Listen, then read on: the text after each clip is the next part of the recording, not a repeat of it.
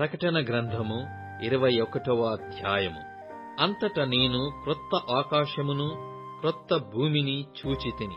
మొదటి ఆకాశమును మొదటి భూమియు గతించిపోయెను, సముద్రమును ఇకను లేదు. మరియు నేను నూతనమైన యెరూషలేము అను ఆ పరిశుద్ధ పట్టణము తన భర్త కొరకు అలంకరింపబడి పెళ్లి కుమార్తె వలె సిద్ధపడి పరలోకమందున్న దేవుని యొద్ద నుండి దిగివచ్చుట చూచితిని. అప్పుడు ఇదిగో, దేవుని నివాసము మనుషులతో కూడా ఉన్నది. ఆయన వారితో కాపురముండును, వారాయన ప్రజలయ్యుందురు. దేవుడు తానే వారి దేవుడయ్యుండి వారికి తోడయ్యుండును. ఆయన వారి కన్నుల ప్రతి బాష్ప బిందువును తుడిచివేయును. మరణము ఇక ఉండదు, దుఃఖమైనను ఏడ్పైనను వేదనయైనను ఇక ఉండదు. మొదటి సంగతులు గతించి పోయెనని సింహాసనములో నుండి వచ్చిన గొప్ప స్వరము చెప్పుట వింటిని. అప్పుడు సింహాసనాసీనుడయ్యున్న వాడు, ఇదిగో, సమస్తమును నూతనమైనవిగా చేయుచున్నానని చెప్పాను.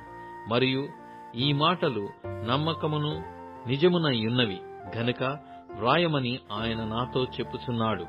మరియు ఆయన నాతో ఇట్లనెను, సమాప్తమైనవి నేనే, అల్ఫయు ఒమేగయు, అనగా ఆదియు అంతమునై ఉన్నవాడను.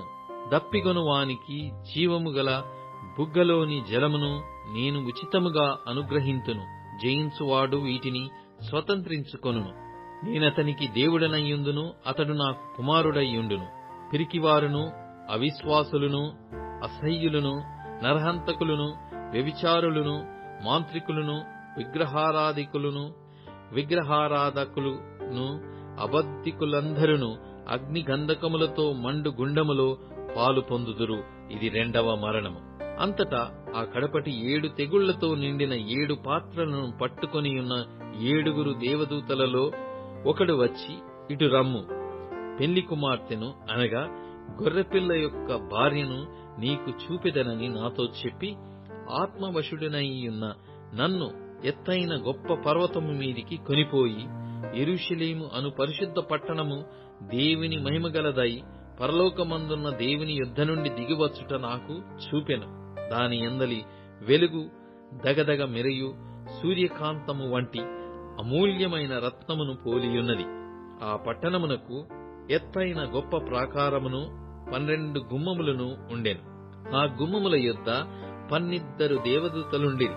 ఇశ్రాయేలీయుల 12 గోత్రముల నామములు ఆ గుమ్మముల మీద వ్రాయబడి ఉన్నవి. తూర్పు వైపున 3 గుమ్మములు, ఉత్తరపు వైపున 3 గుమ్మములు, దక్షిణపు వైపున 3 గుమ్మములు, పశ్చిమపు వైపున 3 గుమ్మములున్నవి. ఆ పట్టణపు ప్రాకారము 12 పునాదులు గలది. ఆ పునాదుల పైన గొర్రెపిల్ల యొక్క 12 అపోస్తలుల 12 పేర్లు కనబడుచున్నవి. ఆ పట్టణమును, దాని గుమ్మములను, ప్రాకారమును కొలుసుటకై నాతో మాటలాడు వాని యొద్ద బంగారు కొలకర్ర యుండెను. ఆ పట్టణము చచ్చవకమైనది, దాని పొడుగు దాని వెడల్పుతో సమానము. అతడు ఆ కొలకర్రతో పట్టణమును కొలవగా దాని కొలత 750 కోసులైనది. దాని పొడుగును ఎత్తును వెడల్పును సమానముగా ఉన్నది.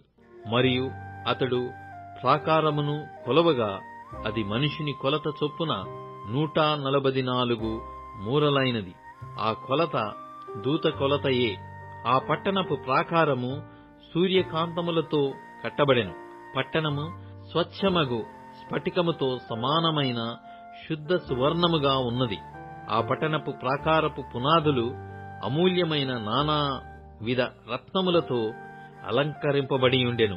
మొదటి పునాది సూర్యకాంతపు రాయి, 2వది నీలము, 3వది యమునా రాయి, 4వది పచ్చ, 5వది వైఢూర్యము, 6వది కెంపు, 7వది సువర్ణ రత్నము, 8వది గోమేదికము, 9వది పుష్యరాగము, 10వది సువర్ణల శునీయము, 11వది పద్మరాగము, 12వది సుగంధము.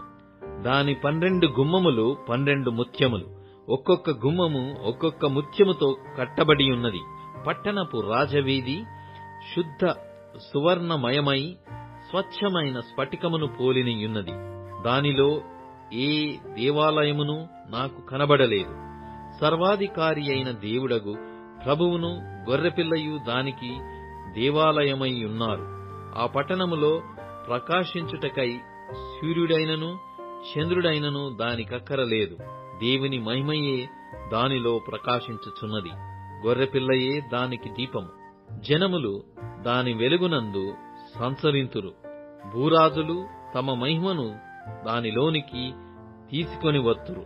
అక్కడ రాత్రి లేనందున దాని గుమ్మములు పగటివేళ ఏమాత్రమును వేయబడవు.